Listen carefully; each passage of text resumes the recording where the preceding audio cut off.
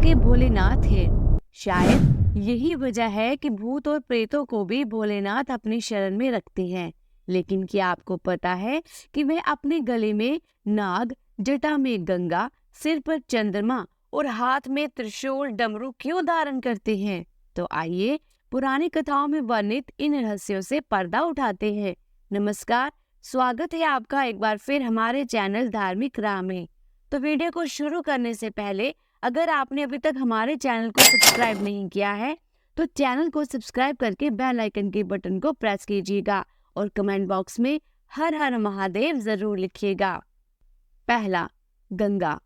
कथाओं के अनुसार महाराज भागीरथ ने अपने पूर्वजों को जीवन मरण की दौर से मुक्त करने के लिए गंगा का पृथ्वी पर लाने के लिए कठोर तप किया था।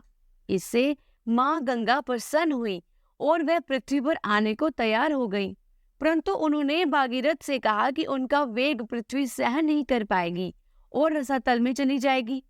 यह सुनकर भागीरथ ने भगवान शिव की आराधना की। शिव भगवान उनसे प्रसन्न होकर उनसे वरदान मांगने को कहा। तब भागीरथ ने उनसे अपने मनोरथ कहा। इसके बाद जैसे ही गंगा पृथ्वी पर अवतरित हुई तो भोलेनाथ ने उनका अभिमान चूर करने के लिए उन्हें अपनी जटाओं में कैद कर लिया, जबकि माँ गंगा के माफी मांगने पर भगवान शिव ने उन्हें मुक्त कर दिया। दूसरा, चंद्रमा। भगवान शिव के शीश पर चंद्रमा धारण करने को लेकर शिव पुराण में कथा मिलती है। इसके अनुसार महाराज दक्ष ने अपनी 27 कन्याओं का विवाह चंद्रमा के साथ किया था, परंतु चंद्रमा रोहिणी से अत्यधिक प्रेम करते थे।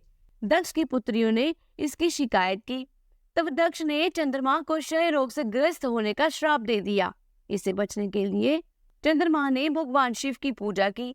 भोलेनाथ चंद्रमा के भक्ति भाव से प्रसन्न हुए और उनके प्राणों की रक्षा की। साथ ही चंद्रमा को अपने सिर पर धारण किया, परंतु आज भी चंद्रमा के घटने और बढ़ने का कारण महाराज दक्ष का शाप ही माना जाता है।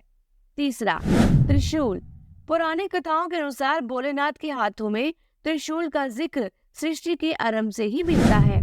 कहा जाता है कि जब भगवान शिव प्रकट हुए तो उनके साथ ही तम, रज और सत्व ये तीनों गुण भी उत्पन्न हुए थे, जो कि त्रिशूल के रूप में परिवर्तित हुए, क्योंकि इन गुणों में सामंजस्य बनाए रखना बहुत आवश्यक था। तो भोलेनाथ ने इन तीनों गुणों को त्रिशूल रूप में अपने हाथ में धारण किया।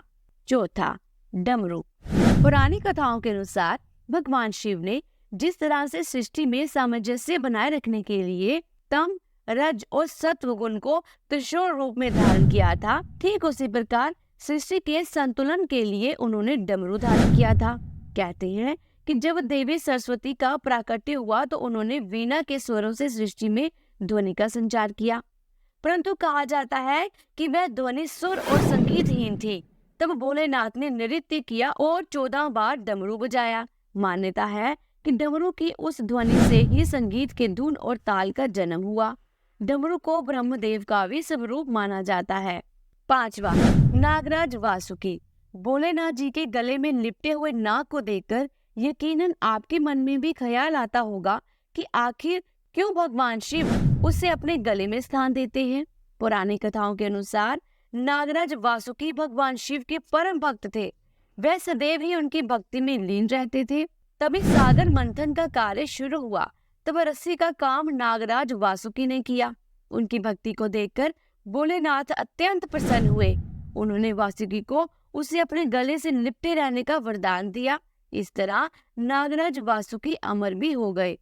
छठा, भस्म। गंगा, नाग, चंद्रमा, त्रिशूल आदि की तरह भोलेनाथ अपने शरीर पर भस्म भी लगाते हैं। इस ऋषि में मान्यता है कि भगवान शिव को मृत्यु का स्वामी माना गया है और भगवान शिव शव के जलने के बाद बची भस्म को अपने शरीर पर धारण करते हैं। इस प्रकार शिव जी भस्म लगाकर संसार को यह संदेश देते हैं कि हमारा ये शरीर नश्वर है और एक दिन इसी भस्म की तरह मिट्टी में मिल जाएगा। इसलिए हमें अपने शरीर पर कभी गर्व नहीं करना चाहिए। तो दोस्तों, आज की वीडियो अगर अच्छी लगी हो तो वीडियो को लाइक करें और चैनल को सब्सक्राइब करके बेल आइकन के बटन को जरूर प्रेस कीजिएगा। जल्द ही मिलती हूँ एक नई धार्मिक वीडियो के साथ। तब तक के लिए हर हर महादेव।